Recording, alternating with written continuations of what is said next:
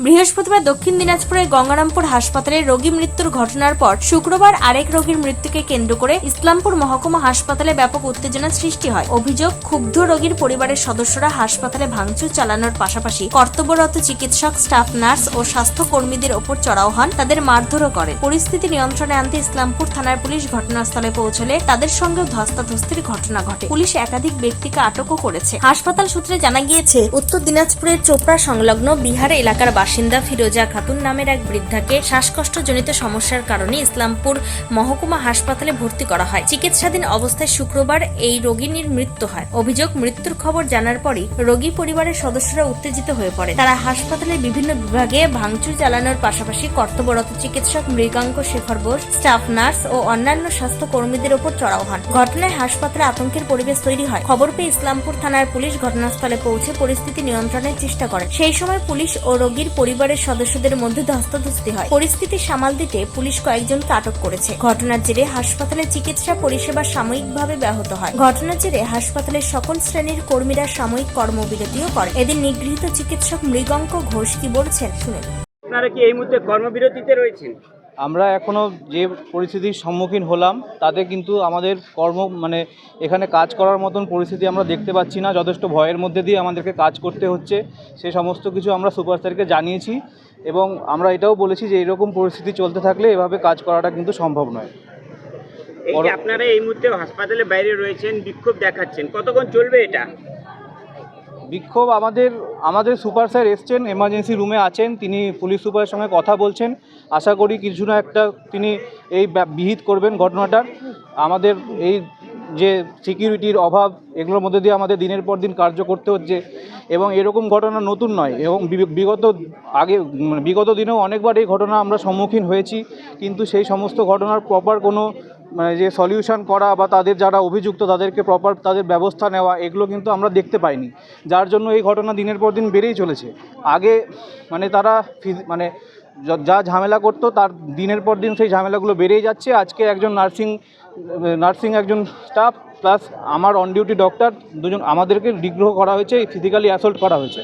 তা আমরা চাই যাতে এগুলো প্রশাসন প্রপারলি দেখে এবং প্রপারলি এটার ব্যবস্থা করে, যাতে আমাদেরকে ভয়ের মধ্যে দিয়ে কাজটা না করতে হয়। আমরা সবাই এসেছি এখানে ভালো মতন, আমরা পেশেন্টকে বাঁচাতে চাই, ভালো পরিষেবা দিতে চাই, কিন্তু দিনের শেষে আমাদের সেফটিটাও কিন্তু প্রশাসনকে এনশিওর করতে হবে। এখন কি চাইছেন আপনারা?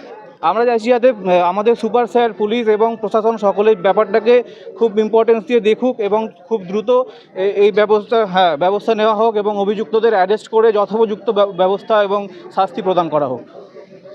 ধন্যবাদ। কি নাম আপনার? আমার নাম মৃগাঙ্ক ঘোষ। পাশাপাশি স্টাফ নার্স সঞ্চিতা সাহা কি বলতে চেয়েছেন শুনে নেওয়া যাক। আমরা এসছি আজকে হসপিটালে একটা ইনসিডেন্ট হয়েছে, সেটা আপনারা সবাই জানেন মনে হয়, একটা রোগী মৃত্যু ঘিরে পেশেন্ট পার্টি সবাই হচ্ছে ডক্টরকে যেরকম মেরেছে, সিস্টারদেরকে মেরেছে, আমাদের সব ডকুমেন্ট এদিক সেদিক করে দিয়েছে, উল্টে পাল্টে টেবিল আরও উল্টে দিয়েছে এবং দরজা এমন করে করেছে ভেঙে দেওয়ার উপক্রম। হসপিটালের কোনো সিকিউরিটির ব্যবস্থা নেই। আমরা যেটুকু সিকিউরিটি দরকার সেই সিকিউরিটি আমাদের মতন করে আমরা পাই না।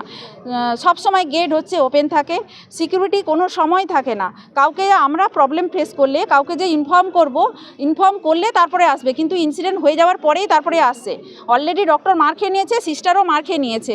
এবার এই যে প্রত্যেকটা কথা যে ইনজেকশান দিয়ে আমাদের সিস্টাররা হচ্ছে মেরে ফেলেছে পেশেন্টকে, আমরা তো এখানে পরিষেবা দেওয়ার জন্যই এসছি। আমরা ইনজেকশান দিয়ে পেশেন্টকে মারবো কেন?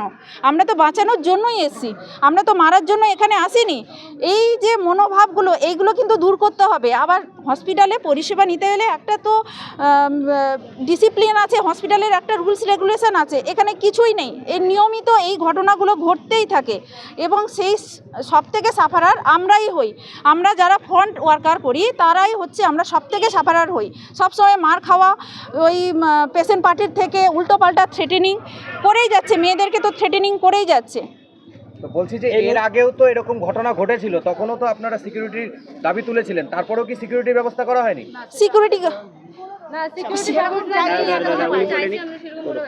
সিকিউরিটি থাকেই না, সিকিউরিটি তেমন কোনো ব্যবস্থা হয়নি। শুধু ফোন নাম্বার আছে, আমাদের যখন প্রবলেম হয় তখন ফোন করে ডাকি, ফোন করে অনেক সময় ফোনও কাজ করে না, ফোনও তো প্রবলেম হয় দেরি করে, ফোন করে যখন ডাকবো তার আগে ইনসিডেন্টটা হয়েই যায়।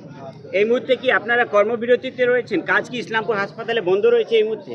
না, আমরা কাজ পুরোপুরি বন্ধ করিনি, কাজ আছে, ওয়ার্ডে সবাই স্টাফেরা আছে, একজন করে স্টাফ আছে, বাট ম্যাক্সিমাম আমরা এখানেই আছি। আমরা করার জন্য, এই দাবির জন্য যে আমাদের প্রপারলি সিকিউরিটি ব্যবস্থা করা হোক, আমরা কাজ যেন আমরা সুস্থভাবে দিতে পারি। মানুষের পরিষেবা দেওয়ার জন্য আমরা অনেক দূর থেকে এসেছি, ওই পরিষেবা দেওয়ার জন্য। আমরা এভাবে তো পরিষেবা দিতে পারবো না। মানে মোট কথা আপনারা মার খেয়ে পরিষেবা দিতে চাইছেন না? মার খেয়ে তো পরিষেবা কি করে দেব? আমি যদি মার খাই তাহলে পরিষেবা কি করে দেব? হাসপাতাল কর্তৃপক্ষকে জানিয়েছেন, সুপার সাহেবকে জানিয়েছেন, কি আশ্বাসন দিয়েছেন তিনি? সুপার স্যারকে জানিয়েছি, অ্যাসিস্ট্যান্ট সুপার স্যারকে জানিয়েছি, আমাদের এনএস ম্যাডামকে জানিয়েছি, সবাই এসছেন। উনি বলছেন যে সব ঠিক হয়ে যাবে। আমাদের পুলিশ সুপারও এসছেন। কোনো লিখিত অভিযোগ হচ্ছে? লিখিত অভিযোগ আমরা আপাতত কিছু করিনি। সুপার স্যার আমাদের অ্যাডমিনিস্ট্রেটিভ লেভেল থেকে যদি কিছু হয় সেটা হচ্ছে অ্যাডমিনিস্ট্রেটিভ লেভেল থেকে হবে। কি নাম আপনার? আমার নাম সিস্টার সঞ্চিতা সাহু। তবে পুরো ঘটনার তদন্ত শুরু করেছে ইসলামপুর থানার পুলিশ। শেষমেশ বিহারের অপরাধীরা ধরা পড়ে কিনা তা অবশ্য বলবে সময়। উত্তর দিনাজপুরে ইসলামপুর হাসপাতাল ঘুরে নিজস্ব প্রতিনিধির রিপোর্ট, টাইমস 14 বাংলা।